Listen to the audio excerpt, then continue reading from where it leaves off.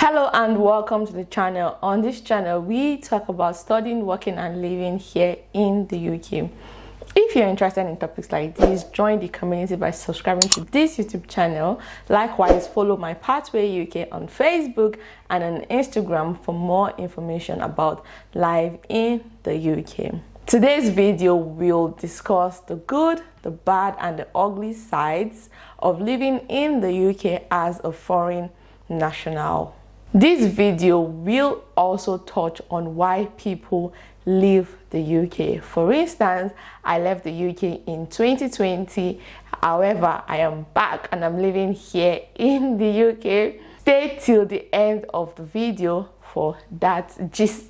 This video will be full of gist and I will be spilling some tea about life in the UK. So grab your popcorn because you are in for a joyful ride full of laughter and life lessons. This video have been sectioned into 9 significant aspects of life in the UK to make the video exciting and cohesive. The first aspect about life in the UK we would be dissecting into the good, the bad and the ugly is transportation. The UK has different effective means of transportation like the buses, the trams, the trains and aeroplanes. One tip I would give is that you should book a few days ahead to get a cheap train and discounted aeroplane tickets. You can actually go by air within cities here in the UK and it's quite affordable. All you need to do is just book ahead. Let's talk about the good. The UK has an excellent transport system and road network. The buses, the train, the tram are always on time and you would actually be notified if there is a delay or there would be a delay. Moving on to the bad. The bad is that transport fares can be expensive here in the UK and it can also be affordable. For instance, in Manchester where I live, bus pass for students is £52 per month. So it's a monthly bus pass. You have to pay £52 if you want the monthly package. However, you can pay daily and the daily bus pass is £6.40 and it can add up quickly.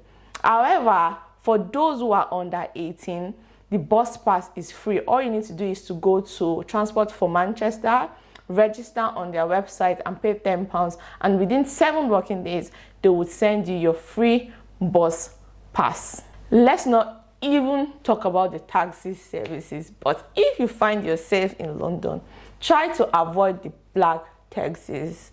Rely more on Uber and the bus system and the train system in London because the underground service in London is actually good, so that will save you money. Moving on to the ugly. Google Maps has to be your best friend. Like, you need Google Maps to navigate here in the UK, whether you're going to be using the public transport system or you have your own personal vehicle or your friend is taking you out.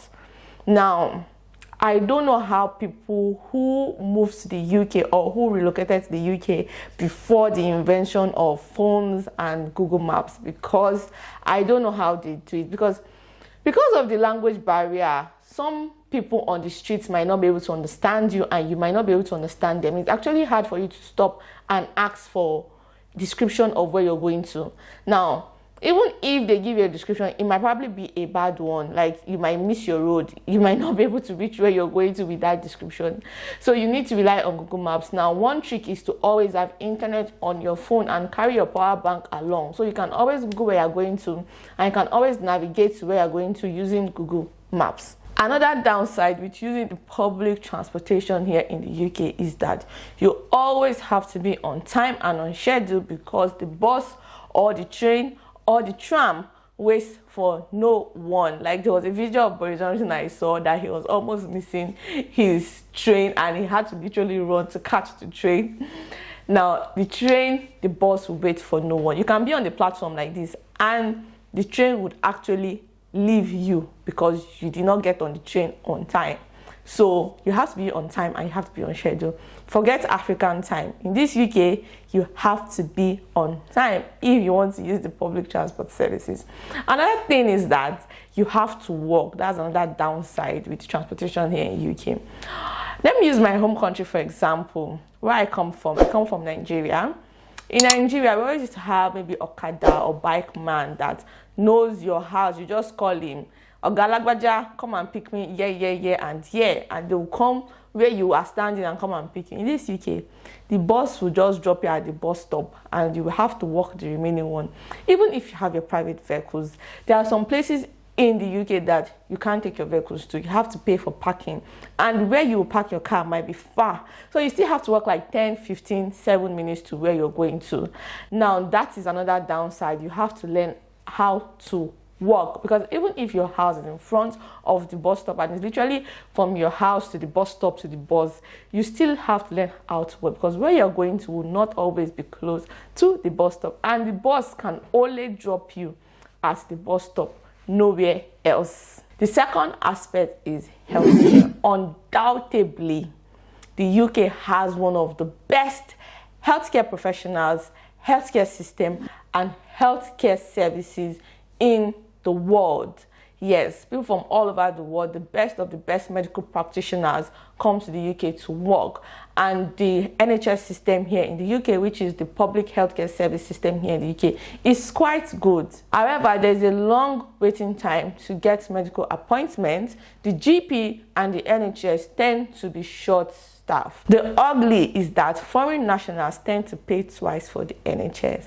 Now, when you're coming to the UK, you have to pay your health surcharge fee before you come to the UK. And you pay your health surcharge fee for the amount of years you stay in the UK. If you're staying for 5 years, you're going to pay your health surcharge fee for 5 years. When you come to the UK to work as a foreign national, you would pay income tax, and a percentage of your income tax goes to healthcare, goes to the NHS. So automatically, you're paying twice for the NHS services. The third aspect is the weather. In the UK, you would experience the 4 kinds of weather there is to experience. You would experience winter, autumn, spring, and summer. Where I come from, it's only one kind of weather I have experienced, which is summer. But here in the UK, you will experience the whole 4.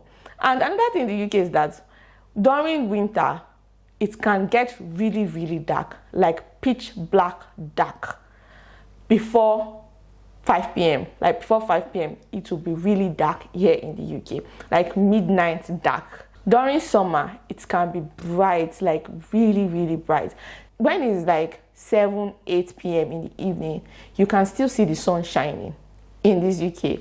That is weird. So because of that, the UK has 2 time zones. So the UK has the British summer time, which is BST, and the Greenwich Mean Time, which is GMT. They have this timing just to balance things up. So that's why at times there can be 1 hour difference between Nigerian time and UK time. The good thing about UK weather is that when it is summertime, it is summertime.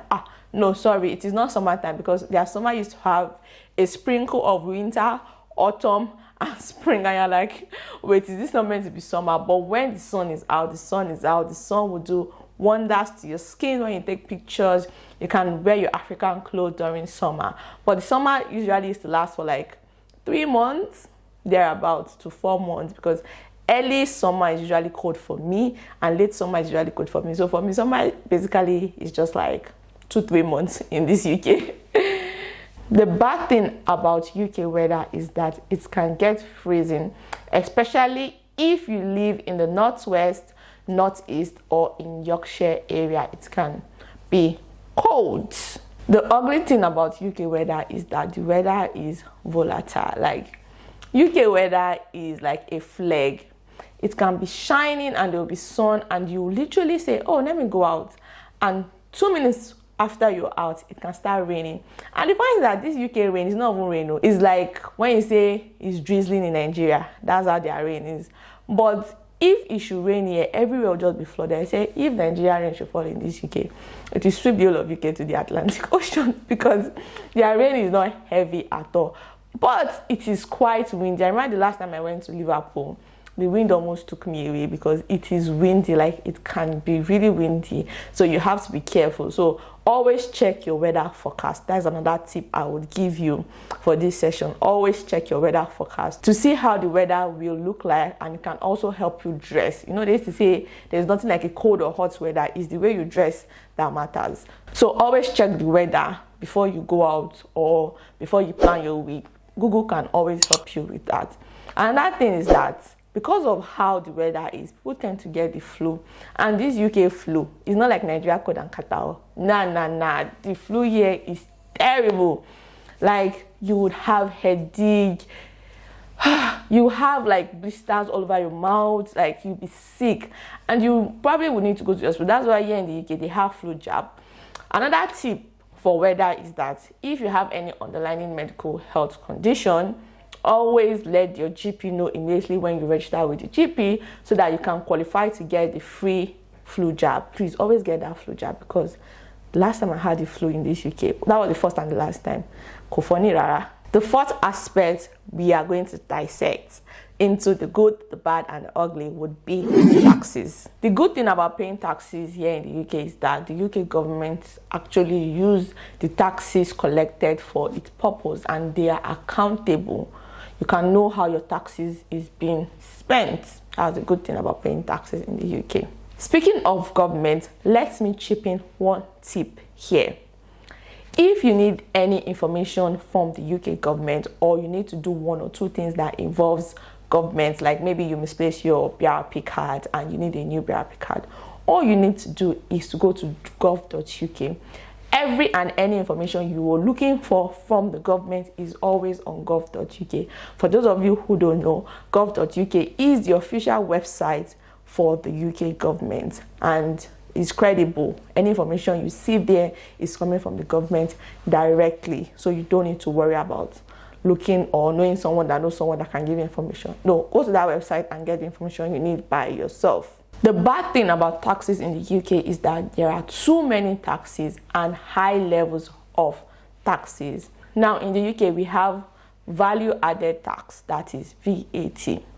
We have inheritance tax. We have income tax. We have council tax, amongst many other kind of tax. Now let's break down VAT. Now for the VAT alone, you pay 20% on almost everything you buy here in the UK. Let's break down income tax. Now for income tax, some people pay as low as 20%, some people pay as high as 40%, while some people pay as higher as 45%. For council tax is like local government levy or local government tax. It's just based on the value of your property and the area where you live. That's how they charge for council tax. So there are a lot of taxes here in the UK to be paid. The ugly side about taxes here in the UK for foreign nationals is that foreign nationals also pay all these taxes, but they are not entitled to benefits here in the UK. Why? If you know why, please leave it in the comment section. I would like to know why. You pay all these taxes and you're not entitled to benefits. But the good thing is, if you're a foreign national and you're studying, you're a student, whether you're a home student or you're an international student, as long as you're studying in the UK, you will not pay only council tax, but the other tax you're going to pay. For international students, the only thing you will not pay is income tax. When you are done studying, you pay income tax. The fifth significant aspect of life here in the UK we are going to dissect into the good, bad, and the ugly would be cost of living. The good thing about cost of living here in the UK is that some essential services in the UK are subsidized or accessible, e.g. education for children and health care. The bad thing about cost of living here in the UK is that nothing in the UK is for free. You have to work hard to live a comfortable life here in the UK. I think that one is all over the world. You have to work hard to live a comfortable life. It's normal principle of life. However, as you're working hard to live a comfortable life, comes bills. Yes, different kind of bills to pay. Here in the UK, you pay for water, so there's nothing like I can dig my bore, put pumping machine and be pumping my water myself. No, you have to pay a service provider to provide you water in your house. So you pay for water, you pay for electricity. There's nothing like generator, or you're buying fuel, you're buying diesel, so there's constant light. So what you're paying for is what you get. So you pay for electricity, you pay for heating, you pay for internet, you pay council tax, you pay rent, you even have to pay for TV license. So if you have TV in your house, you have to pay license for the TV. There's a lot of things you have to pay for. Now, for those of you who don't know, council tax is a tax you pay to your council. So council is like the local government. So when you pay that tax, they'll help you to carry your dustbin, like they'll help you throw your dustbin away, and they'll maintain the road in your area, and the library or the local services in your area.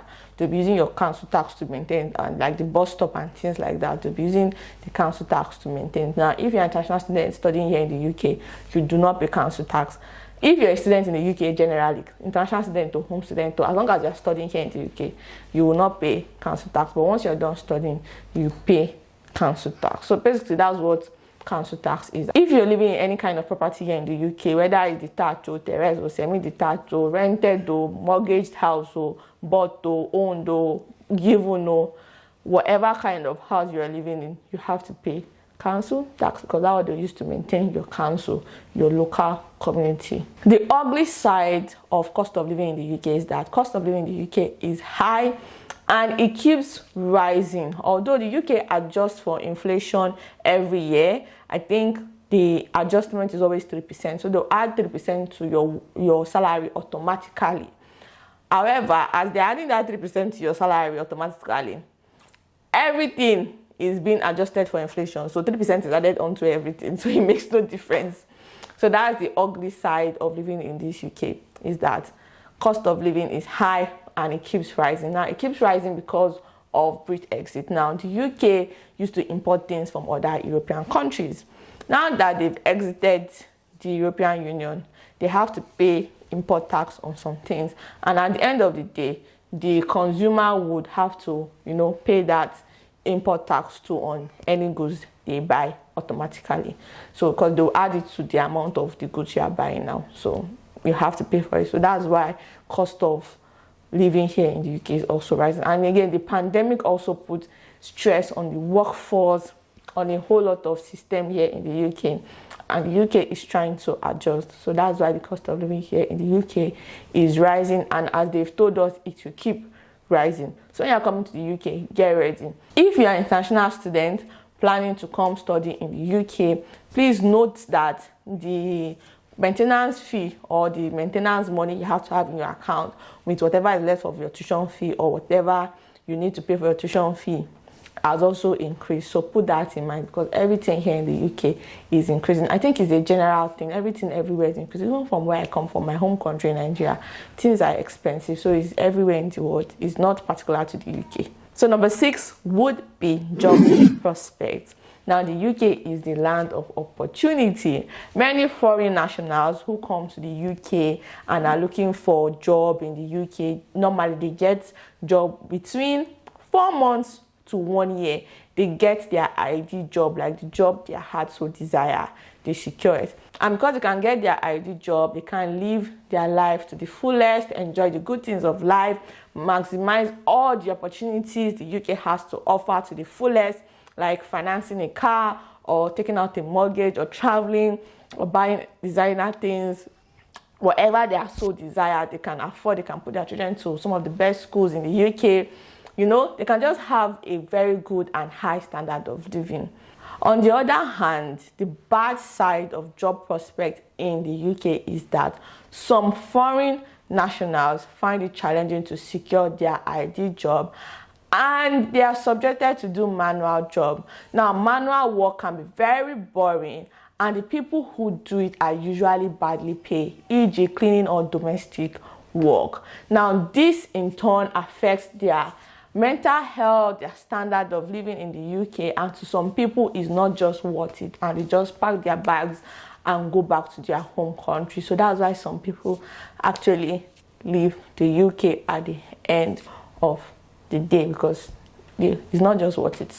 The ugly side is that some foreign nationals face discrimination in the workplace and when they are looking for job. Another critical challenge that foreign nationals face here in the UK is that some UK employers do not want to employ foreign nationals because the immigration laws in the UK, the visa laws in the UK keep changing.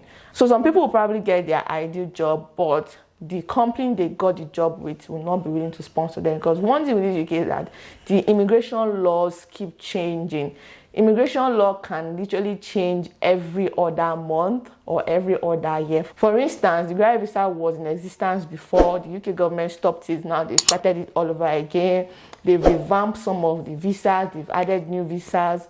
So the immigration law just keeps changing, and some employers cannot just keep up. Like, it's not just worth it, and they just decide to go for someone who already has a visa or someone who is a citizen here in the UK. The seventh will be loneliness and homesickness. Now, the good thing with the UK is that you can actually get over loneliness and homesickness, because in this UK there are so many places to see, so many fun activities to do, so many places you can go and explore, so many places you can go for sightseeing. In London, especially during summer, a lot of Afrobeat artists will come from their home countries and come and hold concerts in London. You can always go for it, you know. It's just if you have the money, you can enjoy your life to the fullest in this UK. This UK is full of fun. Now, if you're feeling homesick, maybe you're missing your home food, there are African stores or Asian stores or stores from your home country. You can find one in maybe the city nearest to you, or even in the city you live. You can always go to those stores and buy things that you normally would get in your home country, and, you know, have a taste of home. There are even some restaurants that can cater to your local delicacy or your local dish that you can order from and just have a taste of home. So what I want to do with the UK, you can actually get over homesickness and loneliness. You can mingle. There are dating apps that people use. Dating apps are not frowned upon here in the UK, and people are open about all of those things. You can meet new friends on social media, your workplace. You can go to the pub. You can socialize, go for games. Like, you can even go to the mall and just walk around, you know, go to experience stores like Apple experience stores, Samsung experience stores. Nobody will insult you to go away, because in my home country where I come from, if you go to people's store to go and look, they will insult you to go away. But here in the UK, those experience stores are there for you to experience the product. So at the end of the day, when you go to your house, you'll be thinking about the product and then you come back later and buy. That's the good thing about the UK. You can easily get over loneliness and homesickness. The bad thing with this UK is that when you're feeling lonely or you're missing home, you cannot vex and go home, because some foreign nationals come from countries that are far from the UK. For instance, where I come from Nigeria. Nigeria is like 6 hours away from the UK. That's if you take direct flight. If you are joining flight, you can spend maybe 10, 20, some people 2 days. You can spend a really long time traveling back to your home country. So by the time you think about that, you just, you know, calm down and just sit down where you are in the UK. Again, if you think of the money you would pay or the expenses involved in going to your home country, it can easily change your mind to just stay back and, you know, nurse your loneliness and homesickness with other things. And another thing is that if you're an international student, you cannot just opt from the UK and go back to your home country when you're still studying. You have to inform your university, and your university has to agree with it, or they have to give you a time that would work, or a time they think will work for you. If you're a worker here in the UK, you also have to tell your employer that you want to go home. So by the time you think of all those things, you just decide to stay and just nurse your homesickness with other things. The ugly part is that it's quite hard for some people to make new friends, and it's difficult for some people to form relationship that can turn into like a marital relationship. So that's why in the UK, some people would actually call home and say, "Ejo eba mi wa yawo, ejo eba mi wa oko." So for those of you who don't understand my dialect, it means help me look for a bride or help me look for a groom. So when some people in the UK cannot form those connections with people in the UK, they just tend to go through their relative back at home to help them look for a life partner. So that's like the ugly side, and at times you always used to end up in divorce because they might not be compatible. At times it works out, they can't be compatible, but it is what it is. Now the 8th is the culture. Now this number 8 thing, I can stay here all day talking about culture shock I have experienced here in the UK. But anyway, number 8 is the culture. I think this one is normal. If you go to a new city or a new country, it's normal for you to experience a different kind of lifestyle. So the lifestyle here in the UK is totally different, and it will be different from wherever you're coming from anywhere in the world. And some foreigners can experience culture shock. For instance, if you are from a modest country where people in general, both male and female, they dress modestly, you might find it really weird here in the UK during summer, because some people, the way they dress because it's hot for them, can be somehow to you because you've not seen that kind of thing. It can be weird to you. You've not experienced that kind of thing. This is the first time you're experiencing people dressing in a certain way and you're wondering. Another thing in the UK is that they have different type of drinking water. They have tap water, they have sparkling water, they have spring water, they have alkaline water.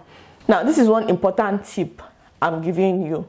When you go to supermarket to buy bottled water, always look at the label. Not all bottled water in the UK is like normal water that that you would drink and you taste and say this one is water.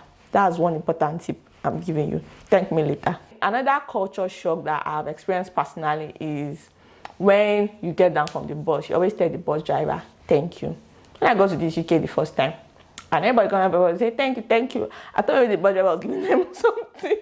None of them will say, thank you. But I just learned that it's just being polite, it's just being grateful, and at least he has driven you from one point to another. The least you can tell him is thank you, although they pay him salary, but it doesn't matter. Be kind to the bus driver. So if you take a bus in this UK and you are highlighting from the bus, please always tell your bus driver thank you. It doesn't remove anything from you, but it adds something to the bus driver because the bus driver will feel appreciated. Another thing is that the UK is a cashless society. One good tip: if you're coming to the UK, please learn how to use phone, how to use internet, because it's tap as you go. You have got everything is automated. Okay, you can actually use your phone, or you can get your card, like the ATM card. You can get like an ATM card that is contactless, so you'll be tapping as you go. Yes.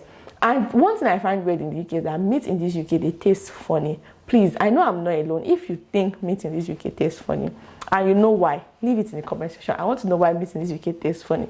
And if you also feel like meat in the UK tastes funny, please let me know. Let's identify ourselves in the comment section.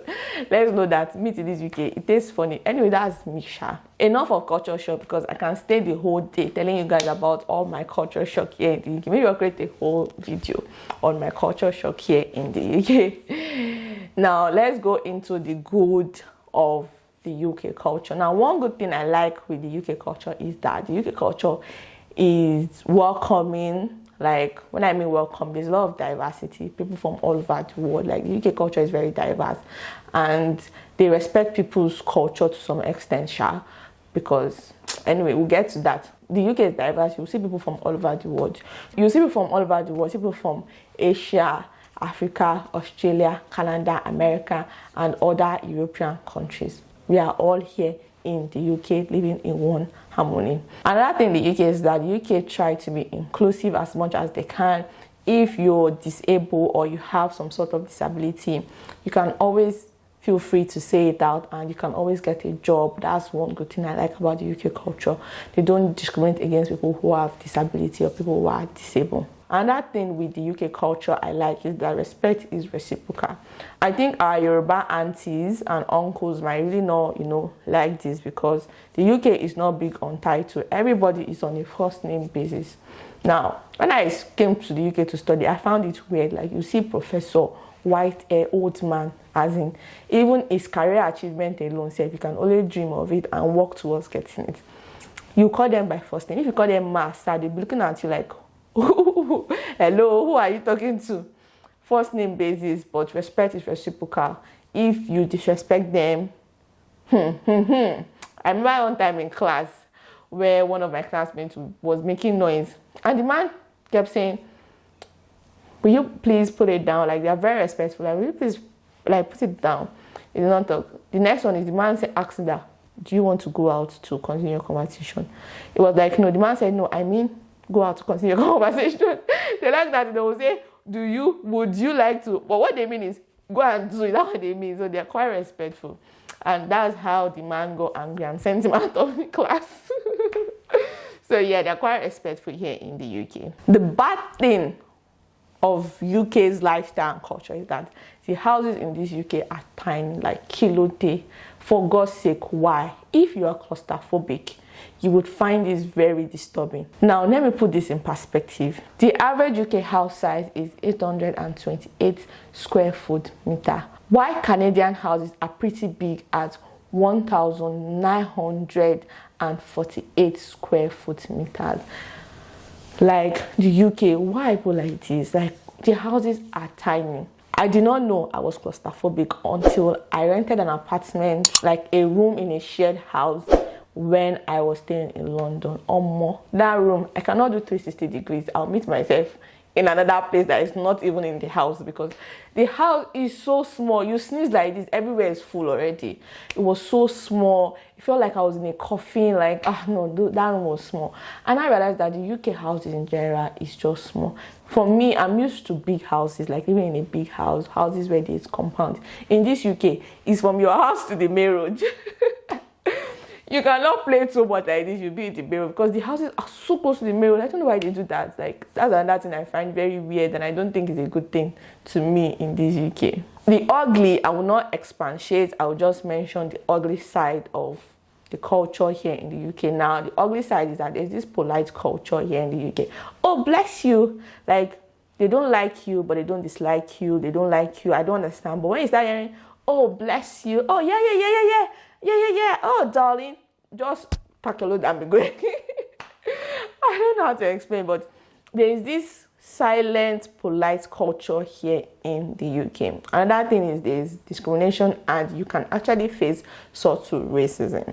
Moving on to the ninth. The ninth will be the last but not the least significant aspect of life in the UK we will dissect. The ninth is residence permit. Now, the good thing about the UK is there are a whole lot of routes to take if you want to immigrate to the UK. They have different kind of visas you can use to immigrate to the UK. They have the Global Talent Visa, Skilled Worker Visa, the Health and Care Worker Visa.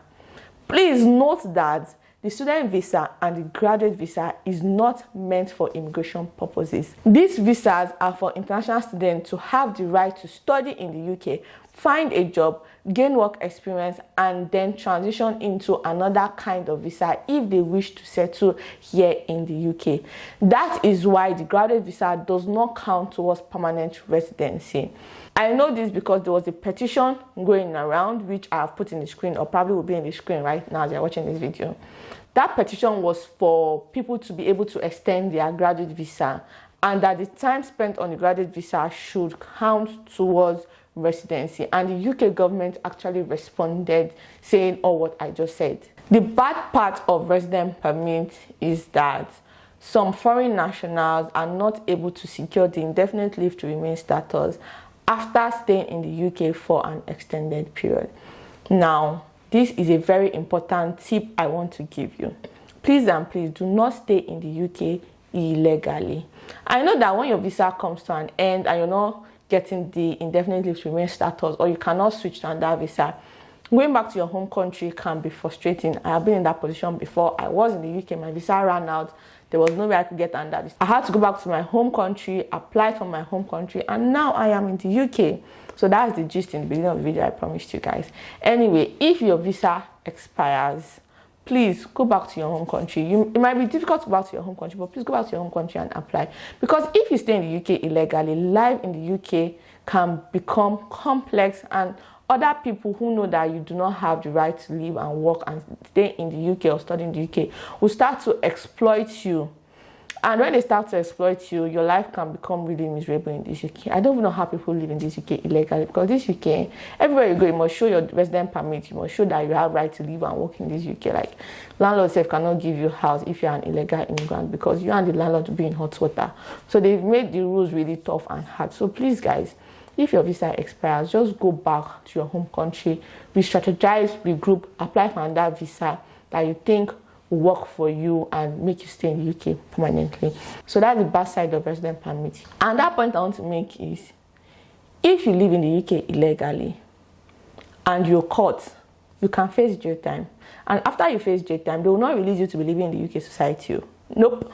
You're going back to your home country. And when you go back to your home country, it might be difficult for you to apply to even travel or relocate to another country or even come back to the UK because you already have a criminal record. Remember, you faced jail time in the UK before you were deported. And you being deported already shows that when you go to another country, you will not come back to your country. A lot of other countries' immigration officer will not trust you to give you a visa anymore. So please, guys, if your visa expires or is about to expire and there's no other visa you can get, just carry your load and go back to your home country, regroup from your home country, because trust me, it's not worth it. The ugly side to resident permit is that securing a resident permit here in the UK is expensive. So if you have to apply for another visa and pay for the health surcharge fee to get a resident permit here in the UK, it is expensive. When my partner and I did our visa, we paid close to £9,000 for the visa. Now imagine that's for the visa and the health surcharge. Now imagine if we had like 2 or 3 children that was going to join us on this visa. That's a lot of money now. And I'm coming from Nigeria. Nigeria currency is not the strongest currency out there. So that's millions of naira. So it's very expensive to like secure a resident permit in the UK. And because it is expensive, it actually used to break up some families or make some families live apart, because they might say, okay, well, firstborn and secondborn follow mommy and daddy, thirdborn and fourthborn stay with your grandparents because we cannot afford it, we have to work to bring you. Or they might say husband go, wife and children stay back. Or they might say wife go, husband and children stay back. And it can cause a whole lot of rifts. Children will be missing their parents will be missing their children, partners will be missing each other. So that's the ugly side about resident permit in the UK. Like, it is what it is, because if you're to apply for a visa, you have to always pay for the health surcharge fee, and the health surcharge fee is always much. I think if you're applying for a health and care worker visa, they always used to overlook the health surcharge fee, or maybe it's subsidized. I don't know how that works, but my partner and I, we applied for a skilled worker visa. He was the primary applicant for the skilled worker visa, and I was the dependent on the skilled worker visa. So it's quite expensive. So with this, we have come to the end of today's video. I hoped I delivered what I promised at the beginning of this video. I promised a joyful ride, and I promised that you will learn some important life lessons in this video, and you would also laugh hard. I hope I delivered. If I did, please leave a comment for me in the comment section so I will know I did. Do not forget to share this video with someone you think will find it helpful. Bye for now, and I'll definitely see you in the next video.